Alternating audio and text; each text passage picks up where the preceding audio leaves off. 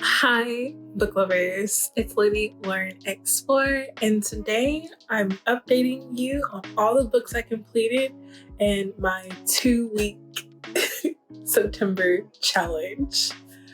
I know, I've been reading a lot, and I told you I got bored.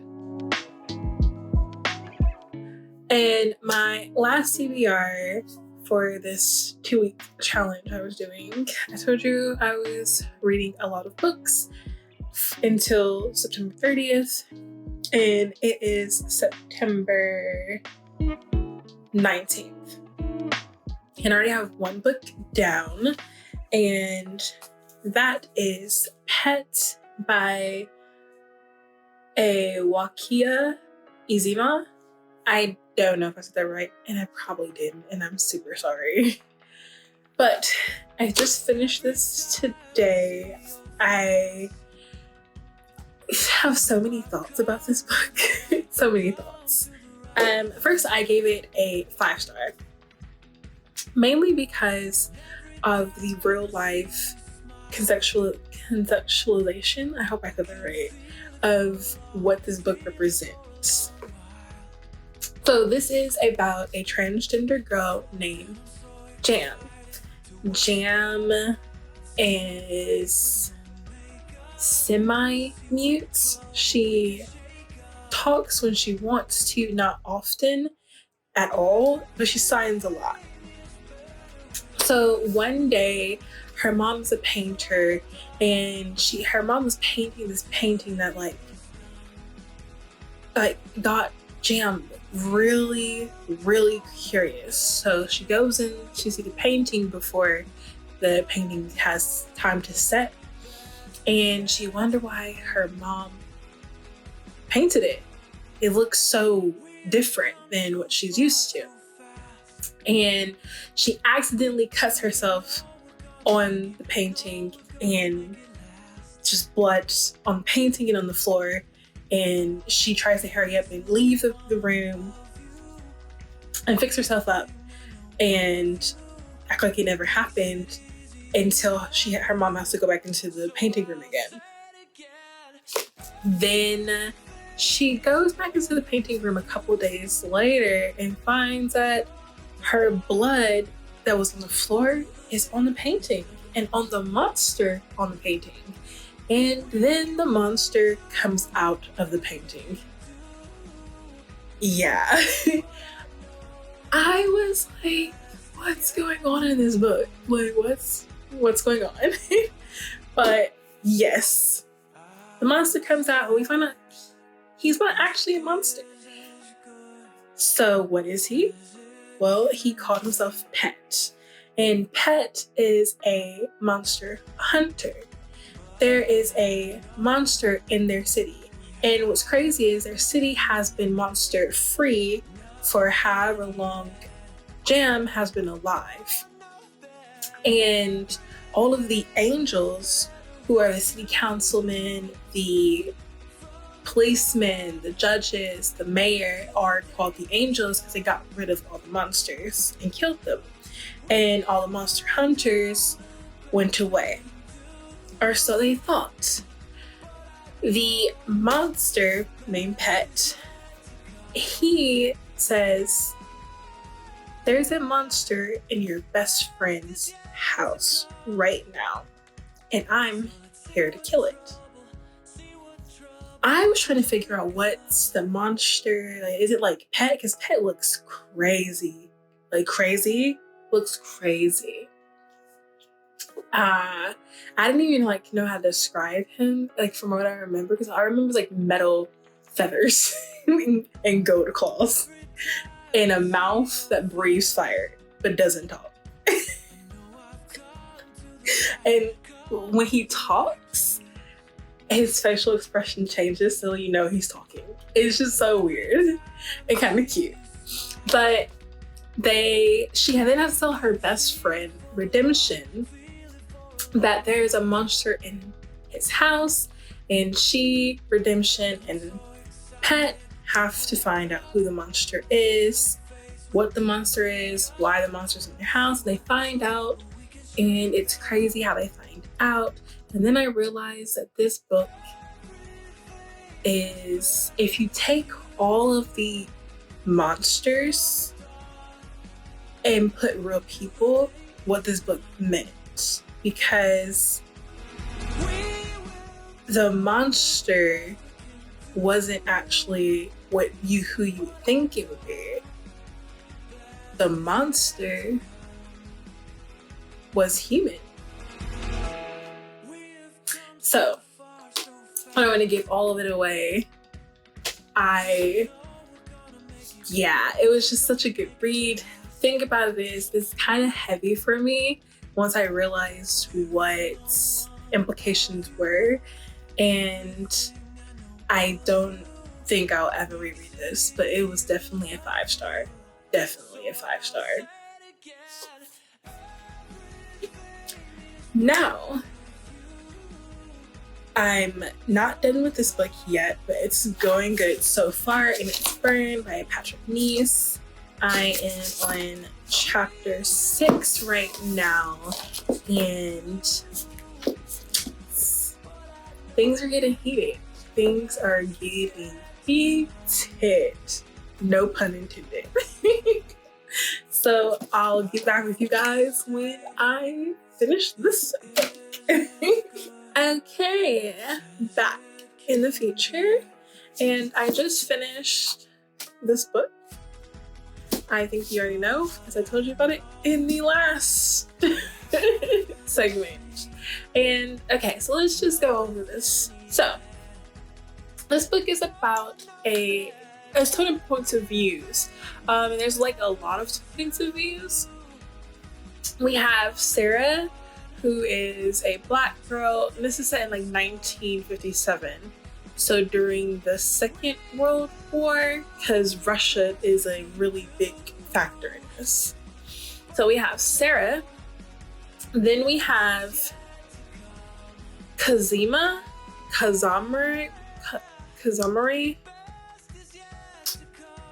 the dragon. Then we have Agent Wolf, who is an FBI agent. We have Malcolm. We have Nelson. We have Sarah's father.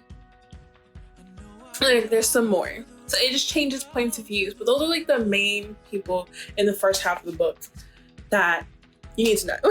The second half is where everything gets a little, ooh, wow. What is this?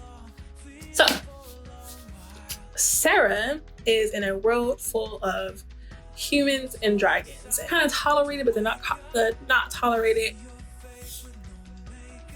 People still fear them and don't like them and think down on people who work with dragons. How about that? So, Sarah's father hires a blue dragon to help their farm because they're really poor. They don't have humans to do it because they can't pay the humans, so they pay a dragon to help them with their farm. Then we find out that Malcolm's point of view, Malcolm is an assassin, and he's in their world, in this part, he's there to kill Sarah because Sarah is the prophecy child. She has the opportunity or the power to start or end a war. And Malcolm thinks he's trying to stop the war from beginning by killing Sarah. It's like a whole lot. It's just like, it was really confusing at first because I was trying to figure out why there's so many points of views, and it's really weird. Sarah and Jason's story, which again, Sarah's a Black girl. Jason is a Japanese native. So this is World War. They're still trying to get over what happened with Japan. So Jason and his father still live in America. And Sarah and Jason have a relationship, which is really frowned upon, but they are who they are.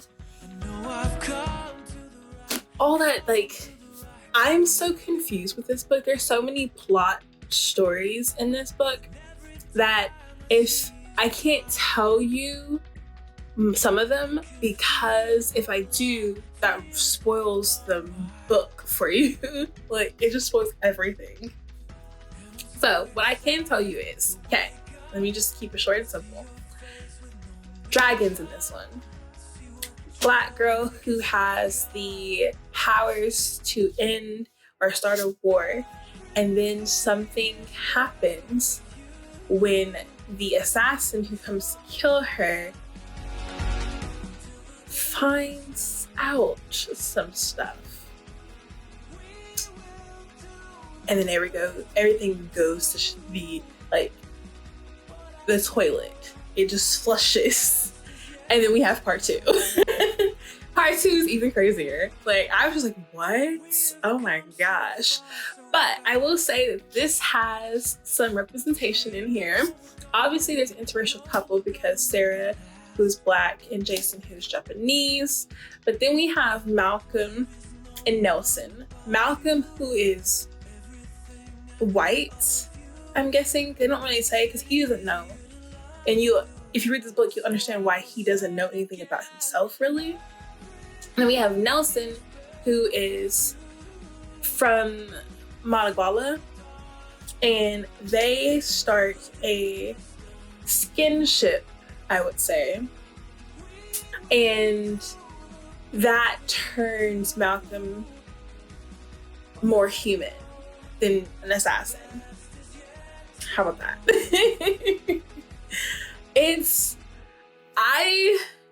I'm so confused by this book.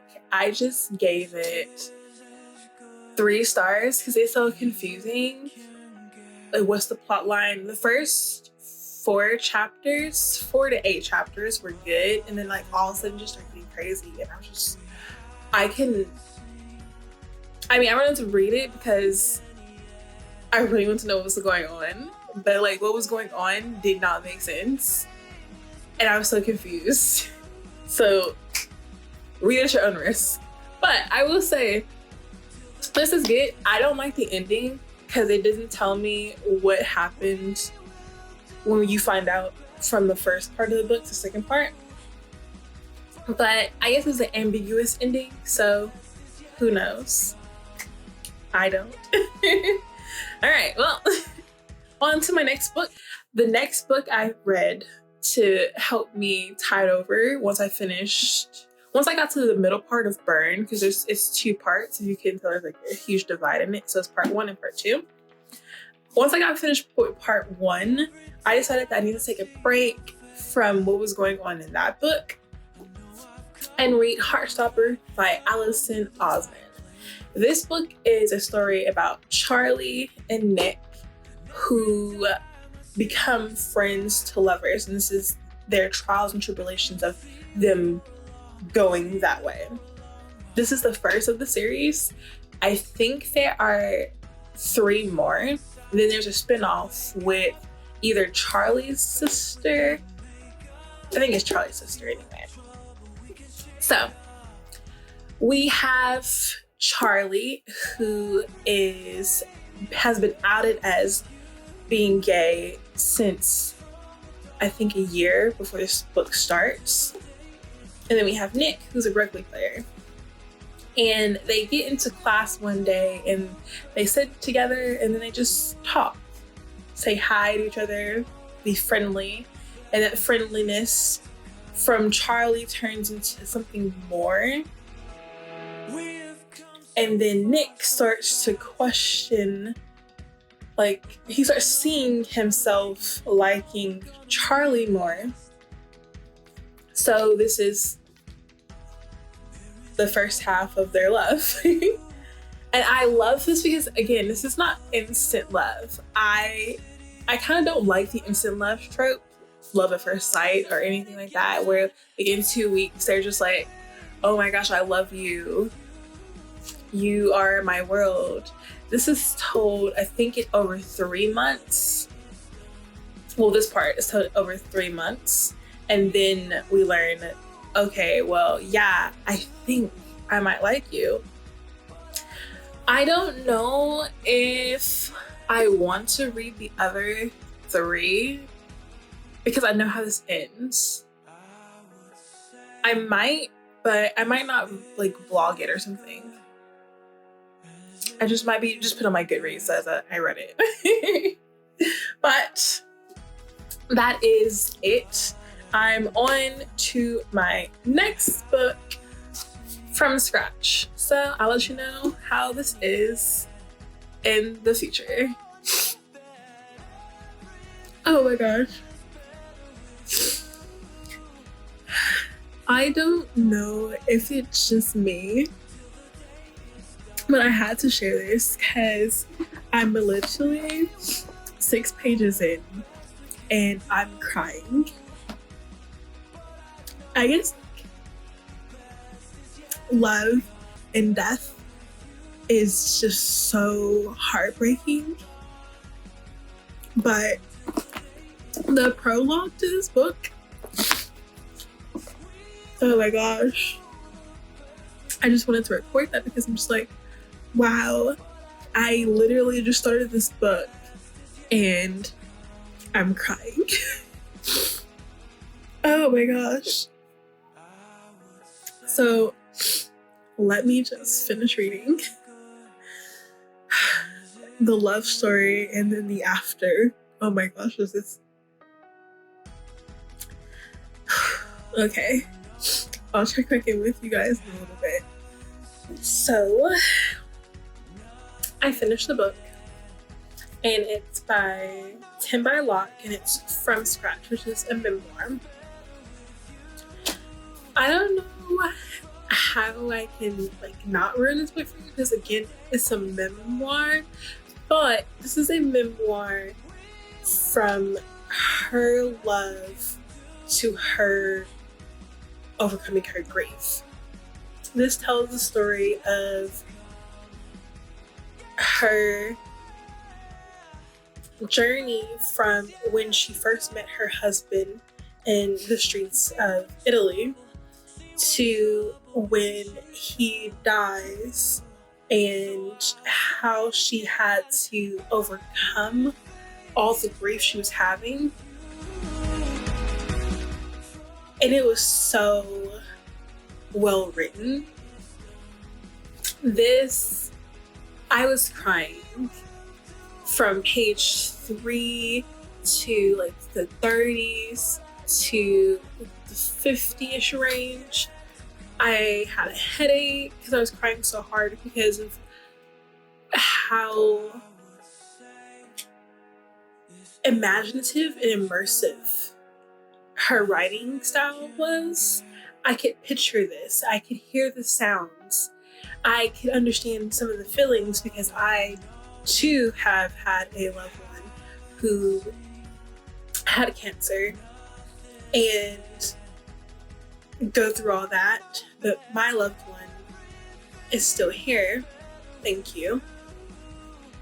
And all that. This was really sad, but I really liked it. I won't read this again because of how sad it was. I cried during the prologue. The book hadn't even started and I cried during the prologue. That's how emotional it got me. But TBR Locke actually is an actress. You might know her from playing a love interest on Fresh Prince of Bel-Air, NCIS.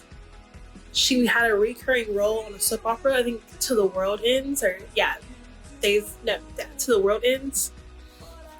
So yeah, she is well known as an actress, and her husband was a chef. So this book was, again, like I said, really sad, but much needed for me because it made me think of what I have for the future. But I give this 5 stars. If you want to read this and just feel the pain and the love, because there's points in times where like she goes back and forth from when she met him and like their lives together, and then it goes to the after of him being gone and her dealing with that, him being gone and their child. And there were points in times where I was just like, no, I want her to tell me the memories of them together. And I need that. I just need that because of like the grief she had and her trying to navigate the grief was just so compelling and heartfelt. Like, I'm tearing up now. It was so good. So 5 out of 5 for me. Let's just go on to the next book. All right, so I just finished. The next book is by Oakine Braithwaite, and it's My Sister is a Serial Killer. This was a very quick read.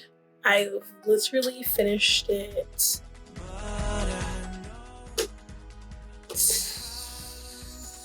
2.5 hours, 3 hours. Well, if you haven't heard of the story, this story is about 2 sisters, one older and one younger. I don't want to say their names because I don't know how to say their names. But the older sister is a nurse. The younger sister is, I don't know what she is. I just know she's a serial killer. So this tells of a sister who is going through the process of like thinking her sister's a serial killer and what to do with that knowledge of her sister being a serial killer. And I guess understanding that sometimes family's family.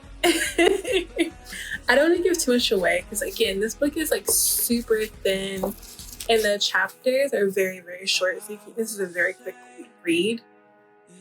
But I will say there's some underlining things in here because the older sister, she definitely feels inadequate to her younger sister, who's very beautiful, small, petite. Sorry if you hear noises from the parking lot. I live in a student living, so students are doing their thing out and about.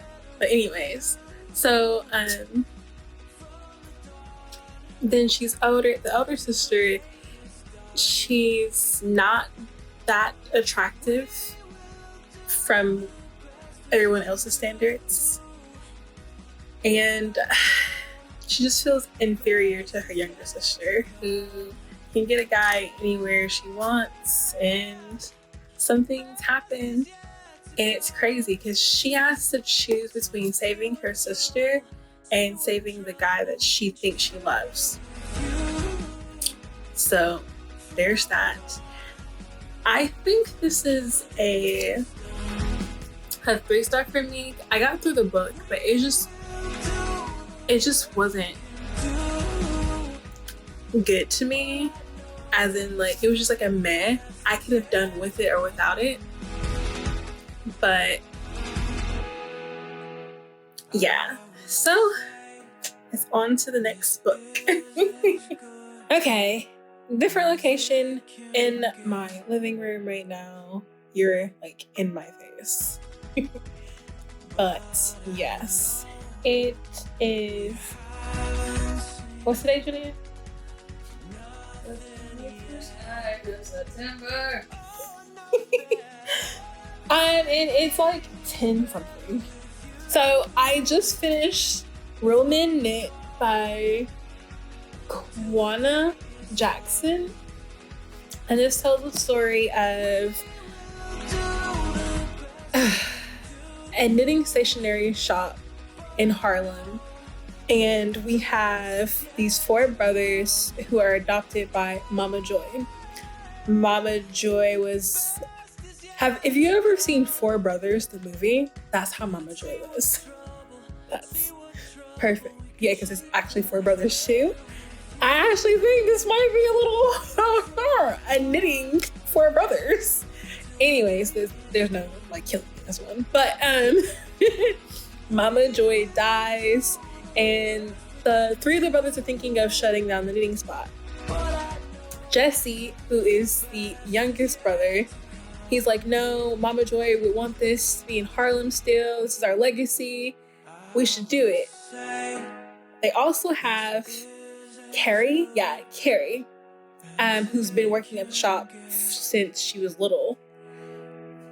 They have a little teasing relationship in here that turns into love, because Jesse's a playboy for sure. Like, a playboy. But I gave this book a 3-star. Like, it was good for what it was, but it wasn't like the greatest, and it wasn't like the worst. I was actually just waiting for it to end. I wanted to see the romance, and the romance was like in the last 50 pages or so. The build-up wasn't even nice, but adequate. I'm now done with this book, so I will be on to the next one. See you then. I know, crazy. I slept in this. Anyways, let me talk about Jenny Lee's Anna Kale love story. This was like a whole bunch of drama. I can understand why people said this was like Gossip Girl. It was like Gossip Girl, but with like death. So we follow these teens and young adults who are in New York, who are very elite. Like, I think Crazy Rich Asians are Bling Empire. They intertwine together. It's like their social group is so intertwined. Mostly the story is about Anna Kay, but then we have Steven, her brother, his girlfriend Lolly, Lolly's sister Kimmy, Kimmy's sort of boyfriend Dustin. It's just like a lot of like intertwinedness. But anyway, the main story is Anna Kay, who has a boyfriend named Alexander. Alexander is in Harvard right now, and he's just boring. Her words on that. And she knows they're perfect for each other on paper. But then we have Alexia. Alexia is a count, and they kind of know each other in the beginning, but as they progress, it's just like love. Oh my gosh. I'm so glad I didn't cry. There's this one part in the story towards the end, and it's tragic. And oh my gosh, it was sad. But enough of my crying. This book is 3 stars for me. I liked it. It's nothing to write home about the demographic, because most of the people in here are Asian. And that is it. I liked it. It was nice. The chapters are really weird, because like sometimes the chapter will start in the middle of the page, and they're actually worded by numerals. But yes, this was a 3, and I do know I have another book by her. I do like her writing style, so I can't wait to read that book. But we're going to be on to my last book, and that is The Meaning of Mariah Carey. I got the Audible version, so I can't wait to read along with her. And this is the last book of my 2-week TBR. And I'm doing pretty good. Because it's September 22nd. So I'm doing good. So we'll see. I already know this is a good memoir. But yes, I will see you guys when I'm done with it. So I did it. finished the meat done. I finished the final book in my 2-week challenge, and I finished it early. Thank you. So, this is the final book, and it's the memoir of Mariah Carey, The Meaning of Mariah Carey. I bought this, and then I got the Audible because I had heard that she actually is the one reading it to us, and she sings in it. And yes, she does sing in it. And I actually think the best version for you, the person who wants to read this, is to get the Audible version because it's more bang for your buck and she's singing to you. So, yes. Okay, so I can't really, when it comes to memoirs, I don't really want to judge someone's life and story form, because it's their life story. So I'm not going to be like, oh my gosh, your life was so boring. That's why I gave you a 2-star. I gave it a 4-star because of the Audible. She gave me more because she sung to me. And that's what made it great. So if you really want to read this, because this is told in moments. So it's all her highs and low moments, mainly a lot of lows, a lot of lows, a lot.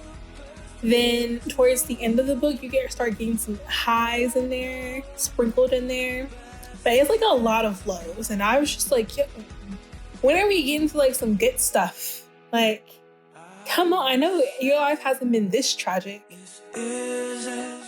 I will say that there's moments in this book where I was just like, did you really have to put this in there? There was this instance where she was talking about how when she was younger, her mom took her siblings to New York City to eat at an extravagant restaurant a couple of times in her life, or her young life. And when she would go back to New Jersey, she would look at the skyline of New York City and be like, one day I'm gonna live there. And then in the book, she says, yes, now I can look at the skyline all I want in my Manhattan penthouse. And I was just like, okay, and? All right, I'm glad your dreams came true. I was like, I didn't need that visual because she's Mariah fucking Carey. But anyways, I'm not being bitter. But again, this is a 4-star because she sang to me. And you should definitely get the Audible version of it. I can now take a rest until it's time for spooky season and reading my spooky season TBRs. And it's my birthday month that day. So, well, not that day, that month. So I'm getting ready for my birthday haul. Yes. Okay. Well, I hope you guys enjoyed this. This was a really fun 2-week challenge, reading 8 books, 8 or 9. I think it was 8. Who knows right now? Anyways, I will see you guys in my next video, and I hope you guys have a wonderful day. Bye.